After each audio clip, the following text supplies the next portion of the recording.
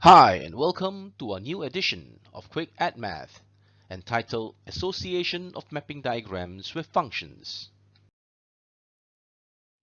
The first slide should bring back some old memories, the days when we were tasked to associate or map pictures on the left to that on the right as depicted on the diagram.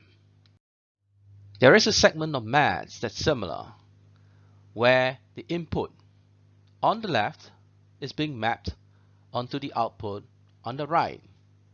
In this example, the values 3, 7, and 11 are the domain of the function, and the values 12, 16, and 8 are the range or image set of the function. Let me now move the mapping diagram to the top right-hand corner of my intended quadrant. What can be summarized from the mapping diagram? As a function, f(x) can be said as equal to x plus 5. Likewise, as an equation, y can be expressed as being equal to x plus 5. And as coordinates, we could take the value at the input as x and the mapped value at the output as y. And in plotting the coordinates on the bottom left onto the graph on the bottom right, we should be able to obtain a linear line that intersects the y-axis at the value of 5, which we should be familiar with, knowing that y being equal to x plus 5 would intersect the y-axis at the value of 5. For how the graph is closely associated with a mapping diagram, I've added 3 blue arrows to show this. Subsequent to this slide are some of the basic graphs that I think are worth remembering.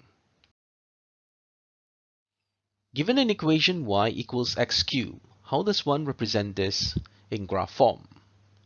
Typically, one would identify a range of x values, and in a given example, it is between a minus 2 and 2, and then identify its associated y through its given equation of y equals x cubed. As an example, when x equals minus 2, y is minus 2 cubed, and therefore y is equals to minus 8. By plotting each of these coordinates onto the graph paper, we should be able to then join the joining dots to form the required y equals x cubed graph. In the same manner, this is what a y equals x squared graph looks like. Next, we have the y equals the modulus x graph, the y equals 1 over x graph, the y equals 1 over x squared graph, and the y equals 2 to the power of x graph. For all the graphs that we've walked through, they are either functions with one-to-one relationship or functions with many-to-one relationship. For functions that are one-to-one relationship, no vertical or horizontal line will intersect the graph more than once. Whereas for functions with many-to-one relationship, although no vertical line will intersect the graph more than once, the horizontal line will intersect the graph more than once. The remaining ones are one-to-many relationship, where no horizontal line will intersect the graph more than once, but vertical lines will intersect the graph more than once. And many-to-many relationship, where both the horizontal and vertical lines will intersect the graph more than once. Both are by no means functions. We shall now get on to tutorial question 1. Is the function f(x) equals 100 minus x 1-to-1 or many-to-one? As no horizontal or vertical line will cut the given line more than once, the function is one-to-one relationship.